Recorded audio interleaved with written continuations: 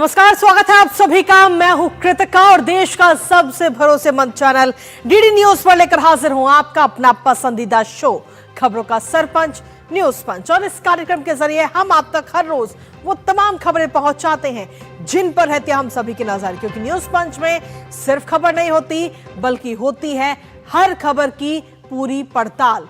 तथ्यों और आंकड़ों के जरिए आपको समझाते हैं खबर का हर एक बिंदु। साथ ही ग्राउंड जीरो पर मौजूद अपनी टीम से जानते हैं एक एक अपडेट होती है हर खबर पर हमारी पैनी नजर। और आज न्यूज पंच के जरिए जिन प्रमुख खबरों की करेंगे हम विस्तार से बात। सबसे पहले एक नजर उन प्रमुख खबरों पर यानी टॉप लाइंस पर।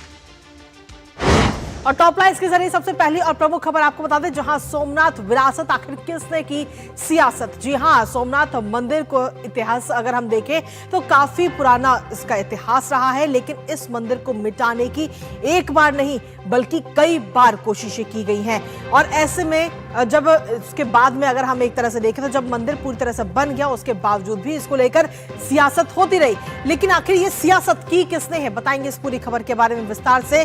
दूसरी प्रमुख खबर पश्चिम बंगाल से जुड़ी, जहां नोटों के ढेर पर टीएमसी नेता नजर आए। दरअसल एक वीडियो पश्चिम बंगाल में वायरल हो रहा है। विधानसभा के चुनाव बेहद ही नजदीक है और इससे पहले ये वीडियो सामने आया टीएमसी नेता का, जो बैठे हुए हैं और उनके सामने टेबल पर नोटों का ढेर लगा हुआ है। आखिर क्या कुछ इसको लेकर के प्रतिक्रियाएं भी सामने आ रही हैं, बताएंगे इस पूरी खबर के बारे में भी विस्तार से। लेकिन इसके साथ ही जो तीसरी प्रमुख खबर वो है कर्नाटक से जुड़ी, जहां कर्नाटक में विकास बैठक हो रही थी और इस विकास बैठक जो है वो देखते ही देखते अखाड़ा बन गई। क्यों? जी हाँ, क्योंकि दो नेता इसमें आपस में भिड़ते हुए नजर आए, एमएलसी और एमएलए। आखिर किस मुद्दे पर यहाँ हाथापाई हुई है दोनों के बीच में, बताएंगे विस्तार से। साथ ही वो वीडियो भी आपको दिखाएंगे जो इस समय वायरल है। तो चलिए शुरुआत करते हैं पहली और प्रमुख खबर के साथ।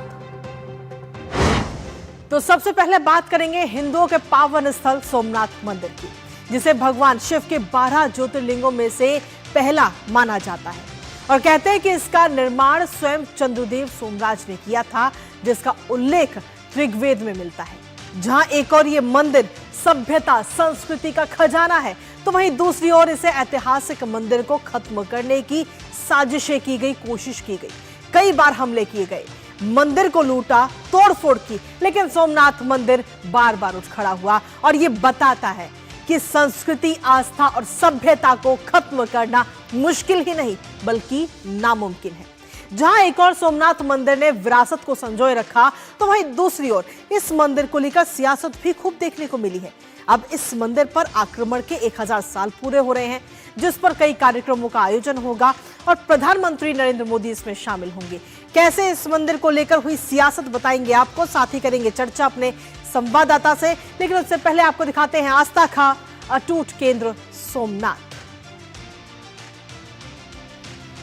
तो जी हां, आस्था का ये अटूट केंद्र है सोमनाथ और यहां पर मंदिर पर आक्रमण के 1000 साल पूरे हो रहे हैं। यहां तक प्रधानमंत्री नरेंद्र मोदी ने इसको लेकर एक लेख लिखा और इस लेख में सोमनाथ मंदिर का जिक्र किया। इसके साथ ही जो राजनीति इसको लेकर अभी तक होती नजर आई है, उसका भी जिक्र प्रधानमंत्री नरेंद्र मोदी ने अपने इस लेख में किया है।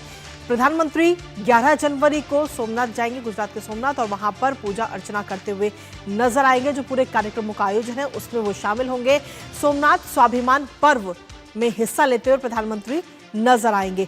दरअसल आपको बता दें कि 8, 9, 10 और 11 यानी कि 4 दिन का ये पूरा खास कार्यक्रम है और इस खास कार्यक्रम में अध्यात्म भी नजर आएगा, संस्कृति भी नजर आएगी और सामाजिक कार्यक्रमों की झलक इन 4 दिनों में दिखेगी। और इस कार्यक्रम में शामिल होने के लिए प्रधानमंत्री नरेंद्र मोदी खुद इस कार्यक्रम में शामिल होने के लिए पहुंच रहे हैं। इसके साथ ही आपको बता दें कि जहां अध्यात्म और संस्कृति की इस दौरान इस कार्यक्रम के बीच में झलक मिलेगी, वहीं दूसरी तरफ पर्व के तहत देश भर में पूरे साल भर आयोजन भी किए जाएंगे। किस तरीके के रहेंगे वो आयोजन, वो भी आपको बताएंगे। लेकिन इसके साथ ही इससे पहले प्रधानमंत्री नरेंद्र मोदी ने एक ब्लॉग लिखा और इस ब्लॉग में सोमनाथ का जिक्र उन्होंने किया। सीधे तौर पर सोमनाथ में जिस तरीके से आक्रमण हुआ, हमले हुए, तोड़फोड़ की गई, लूटपाट की गई, उन तमाम चीजों का जिक्र प्रधानमंत्री ने किया। लेकिन इसके साथ ही इसको लेकर जो सियासत हुई उसका भी जिक्र प्रधानमंत्री ने किया है। दरअसल प्रधानमंत्री नरेंद्र मोदी ने सीधे तौर पर अपने इस ब्लॉग में नेहरू पर निशाना साधा और 11 मई 1951 को सोमनाथ मंदिर के द्वार खोले गए थे और उस वक्त तत्कालीन राष्ट्रपति थे डॉक्टर राजेंद्र प्रसाद, जो कि इस पूरे कार्यक्रम में मौजूद रहे थे। लेकिन वहीं दूसरी तरफ नेहरू इस घटना से ज्यादा उत्साहित नहीं थे और यहां तक कि इस पूरे कार्यक्रम से पीछे भी हटने की कोशिश करते रहे। नेहरू इस घटना से काफी नाराज नजर आए थे।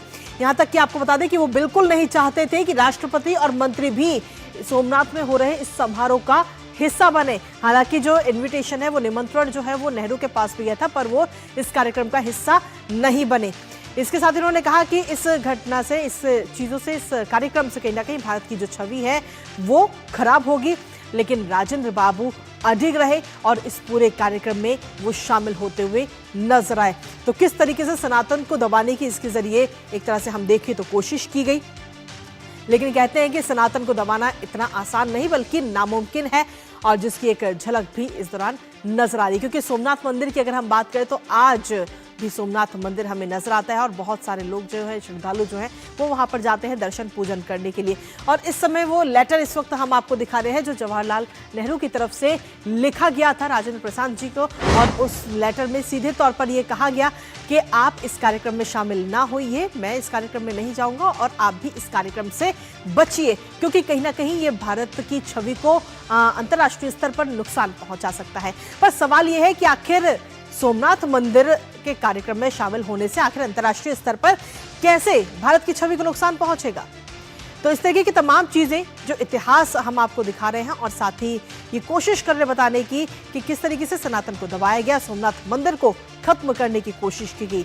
हजारों साल पुराना ये मंदिर जिस पर कई बार हमला भी किया गया, लेकिन उसके बावजूद भी इस मंदिर की ये झलक इस समय आपको हम वीडियो के जरिए दिखा भी रहे हैं। लेकिन सियासत भी इस मंदिर को लेकर लगातार जारी रही है। प्रधानमंत्री नरेंद्र मोदी ने हाल ही में जो लेख लिखा, जो ब्लॉग लिखा है, उसमें इसका जिक्र प्रधानमंत्री नरेंद्र मोदी की तरफ से किया गया है। और जो इस वक्त हम आपको तस्वीर दिखा रहे हैं, उस तस्वीर के माध्यम से आप समझ सकते हैं ये वो लेटर है, पत्र है जो जवाहरलाल नेहरू की तरफ से राजेंद्र प्रसाद जी को लिखा गया था, जिसमें कहा गया था कि आप भी इस कार्यक्रम में शामिल ना हुए, सोमनाथ में जो कार्यक्रम हो रहा है। हालांकि राजेंद्र प्रसाद इस कार्यक्रम में शामिल हुए, अडिग रहे अपनी बातों पे, जिसके बाद में ये पूरा मंदिर जो है वो श्रद्धालुओं के लिए भी खोला गया।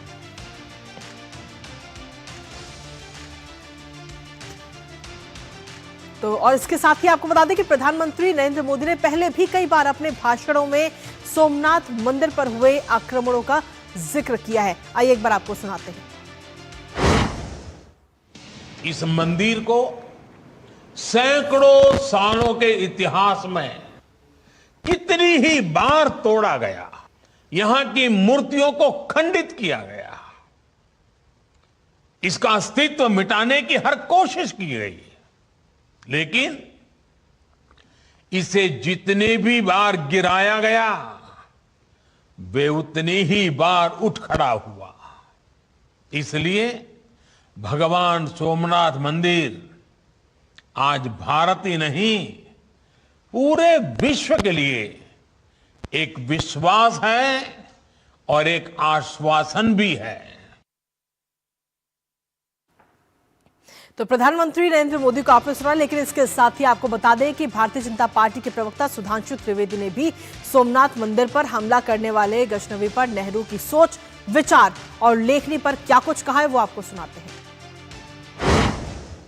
इतिहास में पढ़ाया जाता है कि साहब जो कुछ मोहम्मद गजनी ने किया सोमनाथ पे, वो तो केवल पैसा लूटने के लिए किया था, उसका कोई धार्मिक भावना से लेना देना नहीं था। और इतना ही नहीं, और इसका स्रोत कहां से आता है? पंडित जवाहरलाल नेहरू की डिस्कवरी ऑफ इंडिया, जो मूल एडिशन 1948 में छपा है उसमें 161 और बाद के एडिशन में 240 के आसपास आ जाता है। तो पेज नंबर वेरी कर सकता है, पर आप जाकर चेक कर सकते हैं। तो जो सोच रही उसका जिक्र करते हुए सुधांशु त्रिवेदी नजर आए। लेकिन इसके साथ ही आखिर सोमनाथ मंदिर के इतिहास की अगर हम बात करें तो कब कब इस मंदिर पर हमला हुआ, फटाफट से उस पर नजर डाल देते हैं। क्योंकि सबसे पहले अगर हम देखें तो 1025 से 26 में महमूद गजनवी ने आक्रमण करके इस मंदिर को लूटा था। हालांकि इसको लेकर अलग अलग की बातें भी कही गई कि ये आक्रमण सिर्फ लूटपाट के लिए था, बल्कि असल में ये आक्रमण सनातन को खत्म करने के लिए था। 1299 में अलाउद्दीन खिलजी ने हमला किया, अलाउद्दीन खिलजी ने और उसके जो सेनापति थे।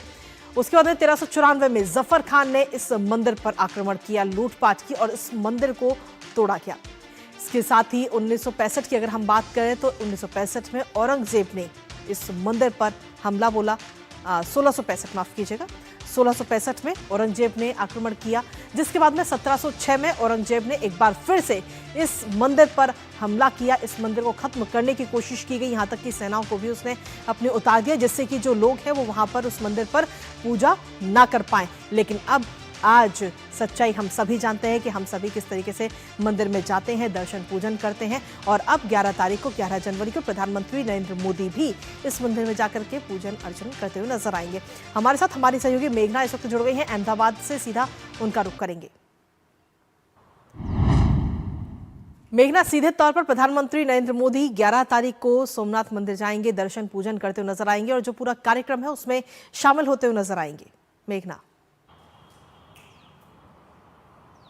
जी बिल्कुल, और ये जो कार्यक्रम है वो 8 तारीख से 11 तारीख तक किया जाएगा और प्रधानमंत्री नरेंद्र मोदी 11 तारीख को इसमें शामिल होंगे। जहां तक अभी बताया जा रहा है कि इस पूरे पर्व में उन चीज़ों को दिखाया जाएगा कि किस तरीके से इस मंदिर को बार बार खंडित किया गया, इस मंदिर के ऊपर बार बार आक्रमण हुआ, लेकिन फिर भी इस मंदिर में जिस तरह की शक्ति है, जिस तरीके की लोगों के अंदर इस मंदिर के प्रति आस्था है कि बार बार ये मंदिर वापस से खड़ा हुआ है। प्रधानमंत्री नरेंद्र मोदी ने 2021 में जब अगस्त में कोरोना के दौरान भी इस मंदिर के कई परियोजनाएं थी उनका शिलान्यास और लोकार्पण किया था। उस समय भी प्रधानमंत्री नरेंद्र मोदी ने इस बात को, जब वो वीडियो कॉन्फ्रेंसिंग के माध्यम से कोरोना काल के दौरान इसका शिलान्यास और उद्घाटन कर रहे थे इस मंदिर के आसपास की परियोजनाओं का, तब भी उन्होंने इस बात को कहा था कि शिव ही जो हैं वो विनाश में भी विकास को जन्म दे सकते हैं, संहार में भी सृजन को जन्म दे सकते हैं और शिव जो हैं अनादि हैं। तो जिस तरीके से प्रधानमंत्री नरेंद्र मोदी ने इस बात का जिक्र किया और उन्होंने इस बात को भी कहा था कि कैसे डॉक्टर राजेंद्र प्रसाद, सरदार वल्लभ भाई पटेल और के.एम. मुंशी, इन लोगों के जो जिस तरह के एफर्ट्स रहे, जिनके कारण, इनके प्रयासों के कारण ही ये 1951 में इस तरीके से जो वापस से ये मंदिर पूरी तरीके से अपने वैभव में वापस खड़ा हो पाया श्रद्धालुओं के लिए। यहाँ अगर हम सोमनाथ की बात करें तो आसपास के कई लोग भी बताते हैं कि इस बार पर्व में ये बेशक एक एस्पेक्ट रहेगा कि जिन लोगों ने अपना बलिदान दिया उस समय आक्रमणकारियों के सामने, जिस तरह का बलिदान दिया लोगों ने, वो भी एक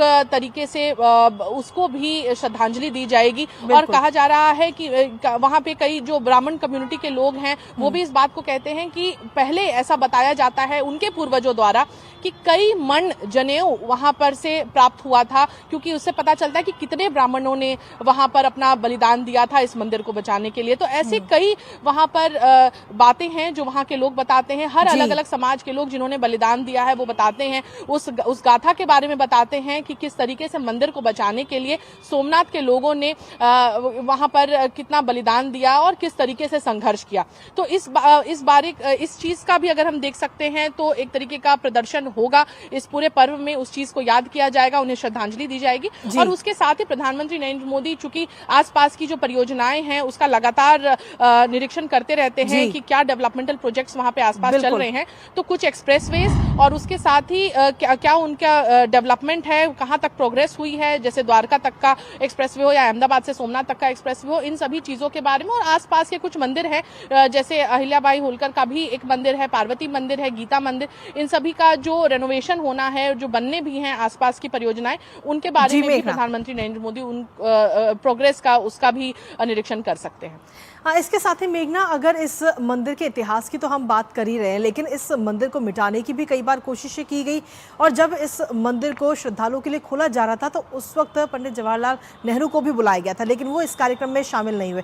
कहीं ना कहीं इस मंदिर को लेकर सियासत भी काफ़ी हुई, जहाँ एक और नेहरू शामिल नहीं हुए इस मंदिर के पूरे कार्यक्रम में, वहीं दूसरी तरफ प्रधानमंत्री नरेंद्र मोदी आज इस तरीके के मंदिरों को और सनातन को आगे बढ़ाने का काम कर रहे हैं। फिर चाहे वो काशी विश्वनाथ कॉरिडोर की हम बात करें या फिर हम बात करें उज्जैन में महाकाल बाबा मंदिर की, या फिर यहां तक कि दुबई में, विदेश में भी मंदिरों को बढ़ावा दिया जा रहा है, सनातन को बढ़ावा दिया जा रहा है।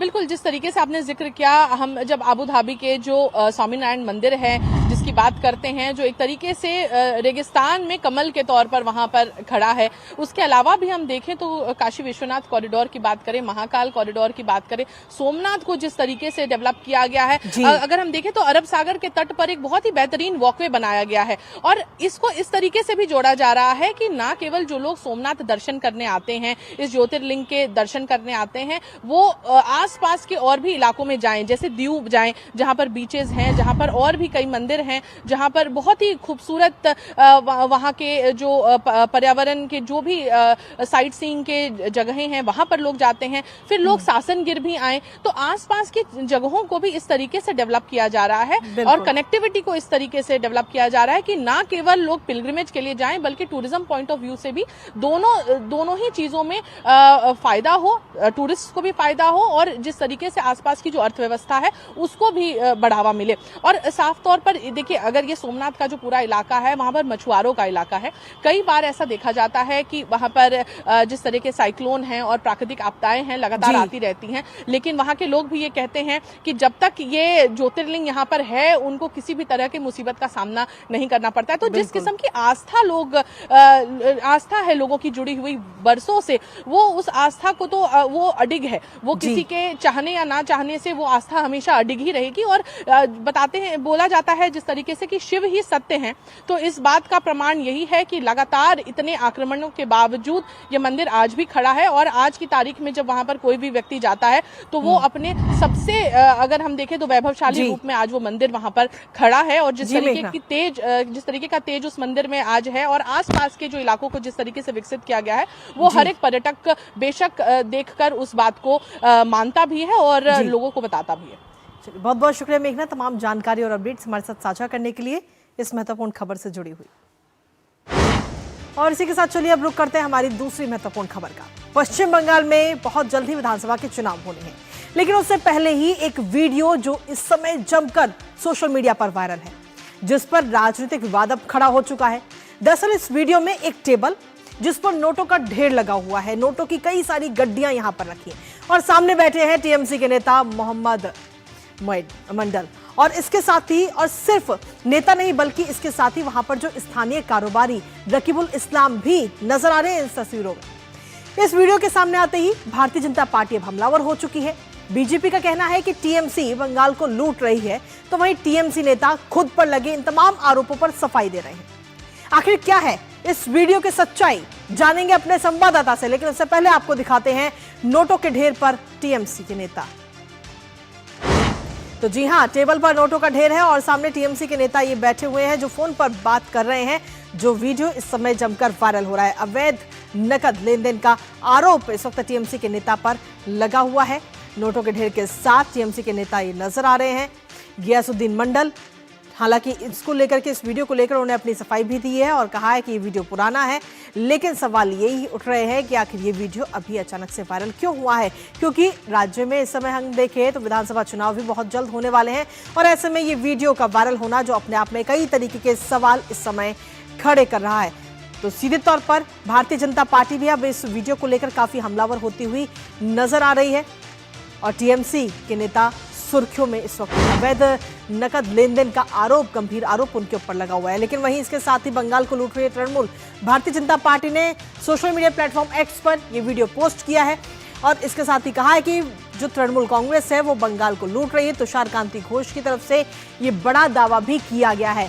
साल 2022 की फुटेज को साझा किया गया। टीएमसी नेता पर भू माफिया होने का ये गंभीर आरोप भी लगाया गया है और टीएमसी नेता हालांकि आरोपों को लेकर के नकार रहे हैं और अपने ऊपर जो आरोप लगे हैं वो सिरे से खारिज करते हुए भी नजर आ रहे हैं। टीएमसी नेता ने सीधे तौर पर, गियासुद्दीन मंडल ने आरोपों से मुकर गए हैं वो, और जो वीडियो इस वक्त सामने आया है उन्होंने कहा है कि जो वीडियो है उस वीडियो में लेन देन से कोई लेना देना नहीं है और ये वीडियो पुराना है, मैं सिर्फ वहां पर बैठा था, ये उनकी तरफ से कहा जा रहा है और सफाई दी जा रही है।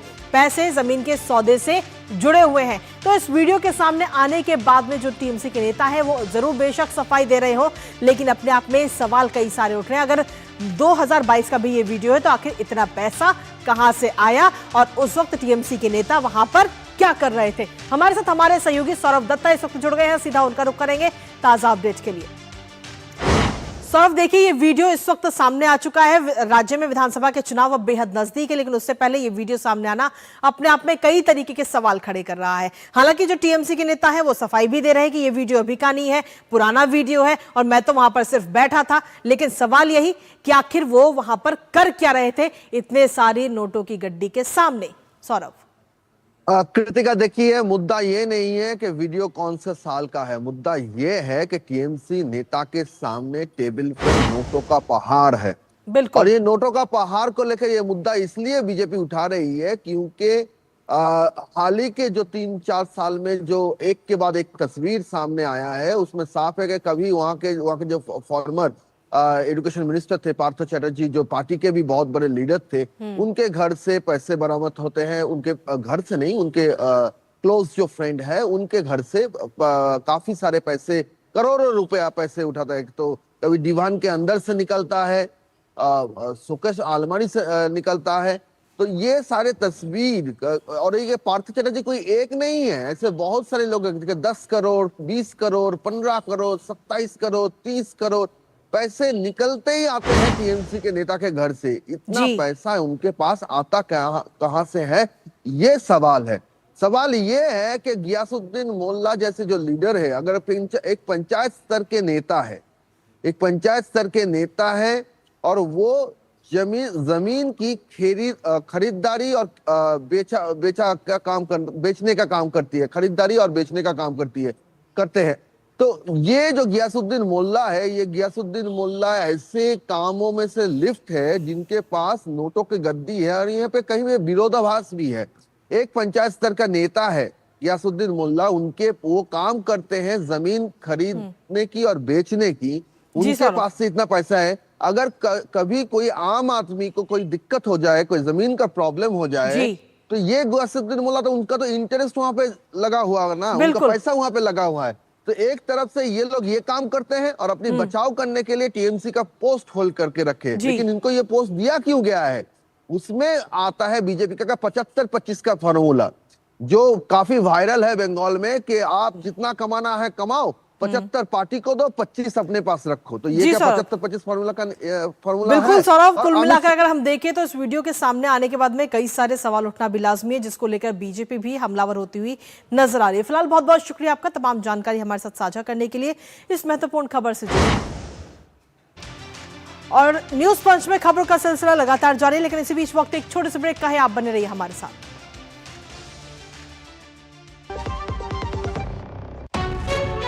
विभाग अनेक, कंप्लेंट बॉक्स 1।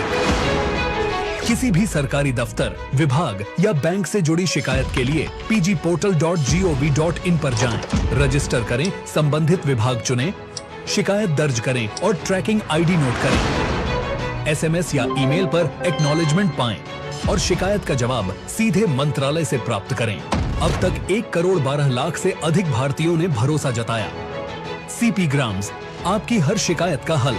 अभी शिकायत दर्ज करें pgportal.gov.in। जब धरती चीर कर निकलता है लोहे का पत्थर और मिलता है मोंगिया के जोश से, फिर तपता है, पिघलता है और बनता है फौलाद। अब होता है सरिया सारी खूबियों के साथ। मोंगिया स्टील, मजबूत देश का मजबूत सरिया।